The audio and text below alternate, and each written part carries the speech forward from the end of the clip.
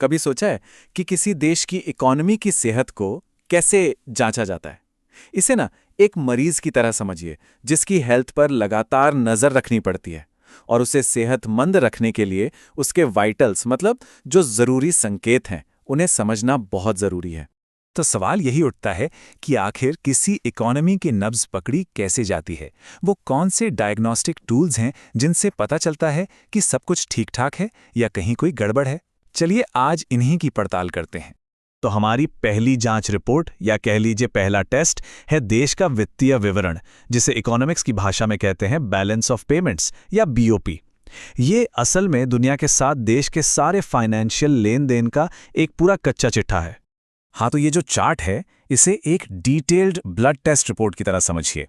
भले ही देखने में थोड़ा कॉम्प्लिकेटेड लग रहा हो, पर यह देश में आने वाले और देश से बाहर जाने वाले हर एक पैसे का पूरा हिसाब देता है। और इसे दो मेन हिस्सों में बांटा गया है। ये दो हिस्से हैं, करंट अकाउंट यानी चालू खाता और कैपिटल अकाउंट यानी पूंजी खाता। करंट अकाउंट को समझिए हमारे रोजमर्रा की कमाई और खर्च जैसा, जैसे सामान बेचकर या टूरिज्म से जो पैसा आया। वहीं कैपिटल अकाउंट बड़े लेन देन का हिसाब रखता है, जैसे कोई बड़ा इन्वेस्टमेंट आया हो या देश ने कोई कर्ज लिया हो। अब कैपिटल अकाउंट में एक बहुत ही जरूरी चीज आती है, एफडीआई यानी फॉरेन डायरेक्ट इन्वेस्टमेंट। देखिए, ये सिर्फ पैसा लगाना नहीं है, ये एक तरह से उस देश की इकोनॉमी में एक लंबा भरोसा जताना है, एक लंबी पारी खिलने जैसा। जैसे जब वॉलमार्ट ने फ्लिपकार्ट को खरीदा था, वो एक एफडीआई था। और फिर इसका दूसरा पहलू है एफपीआई यानी फॉरेन पोर्टफोलियो इन्वेस्टमेंट। ये कुछ शेयर बाजार में पैसा लगाने जैसा है। एफडीआई की तरह टिकाऊ नहीं होता। एफपीआई का पैसा जितनी तेजी से आता है, उतनी ही तेजी से माहौल बदलते ही निकल भी सकता है। और इस फर्क को समझने के लिए एक बहुत ही शानदार कहावत है कि एफडीआई को पूरा रेस्टोरेंट खरीदने जैसा समझें और एफपीआई को उसमें कुछ शेयर खरीदने जैसा। एक में पूरी दुकान आपकी हो जाती है, दूसरे में बस कुछ हिस्सेदारी। कितना आसान और सटीक। तो ये तो हुई बाहर से आने जाने वाले पैसे की बात। अब देखते हैं देश के अंदर क्या होता है। अगर इकोनॉमी में महंगाई का बुखार चढ़ रहा हो तो इसे कंट्रोल करने का काम करता है भारतीय रिजर्व बैंक, और उसका नुस्खा है मॉनेटरी पॉलिसी। इससे आप इकोनॉमी का थर्मोस्टैट भी कह सकते हैं। तो सवाल ये है कि ये मॉनेटरी पॉलिसी है क्या भला? ये वो तरीका है जिससे आरबीआई जैसे सेंट्रल बैंक इकोनॉमी के टेम्परेचर को, मतलब उसकी गर्मी या ठंडी को कंट्रोल करते हैं। इसका मेन मकसद इकोनॉमी को ज़्यादा गर्म होने यानी महंगाई बढ़ने या बहुत ज़्यादा ठंडा पड़ने यानी मंदी आने से बचाना है। तो आरबीआई इस थर्मोस्टैट को चलाता कैसे है? उसके पास कुछ खास हथियार हैं, repo rate, reverse repo rate, CRR और एसएलआर। सीआरआर और एसएलआर को मोटा मोटा ऐसे समझिए कि बैंकों को अपने टोटल डिपॉजिट का एक हिस्सा कर्ज पर देने की बजाय अलग रखना पड़ता है। कुछ आरबीआई के पास जो सीआरआर है और कुछ अपने पास जो एसएलआर है। सबसे पहले बात करते हैं रेपो रेट की। ये वो ब्याज दर है जिस पर आरबीआई दूसरे बैंकों को कर्ज देता है।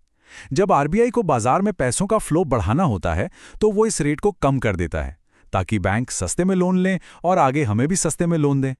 और जैसा नाम से ही पता चल रहा है, इसका काम एकदम उल्टा है।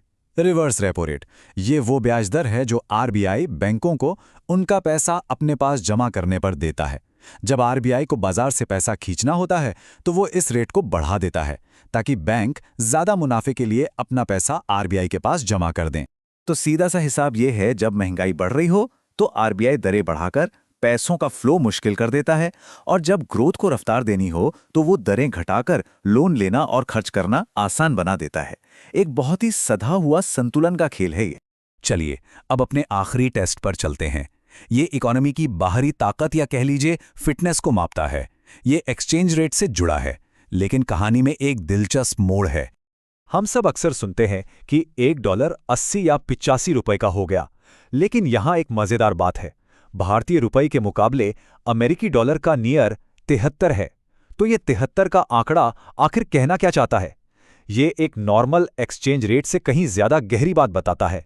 देखिए, नियर का फंडा ये है कि वो रुपये को सिर्फ डॉलर से नहीं तौलता, बल्कि दुनिया की कई बड़ी करेंसीज की एक पूरी बास्केट के सामने तौलता है। ये एक ज्यादा कंप्लीट फिटनेस टेस्ट है जो हमें असली तस्वीर दिखाता है। तो समझिए, डॉलर रुपया का रेट तो बस एक सिंगल मैच का स्कोर है, जबकि नियर हमें बताता है कि हमारी करेंसी हमारे सभी बड़े ट्रेडिंग पार्टनर्स के खिलाफ औसतन कैसा परफॉर्म कर रही है। ये ज्यादा बड़ी और ज्यादा काम की जानकारी है। तो चलिए अब इन सारी कड़ियों को जोड़कर पूरी तस्वीर देखते हैं। Balance of payments, monetary policy और एक्सचेंज रेट्स, ये सब एक बड़े संतुलन साधने वाले खेल का हिस्सा हैं। तो ये रही हमारी complete health report. Balance of payments दुनिया से आ जा रहे पैसे पर नजर रखता है, मॉनेटरी पॉलिसी देश के अंदर माहौल को स्थिर रखती है, और नीर हमारी करेंसी की असली इंटरनेशनल ताकत को नापता है। ये तीनों मिलकर ही इकोनॉमी के स्वास्थ्य की पूरी कहानी बताते। तो सबसे बड़ा सबक क्या है? सबक ये है कि एक हेल्दी इकोनॉमी को बनाए रखना कोई एक बार का काम नहीं है। ये एक लगातार चलने वाला बहुत नाजुक बैलेंसिंग एक्ट है, जिसमें हालात के हिसाब से हमेशा छोटे बड़े बदलाव करते रहने पड़ते हैं। और ये सब हमें एक बहुत बड़े और ज़रूरी सवाल पर लाकर छोड़ देता है। इस आपस में जुड़ी हुई ग्लोबल दुनिया में इकोनॉमी का कंट्रोल असल में किसके हाथ में है? क्या ये सिर्फ हमारे देश के सेंट्रल बैंक के हाथ में है, या फिर दुनिया भर की ताकतें एक ज़्यादा बड़ी भूमिका निभा रही हैं? सोचने वाली बात है ना?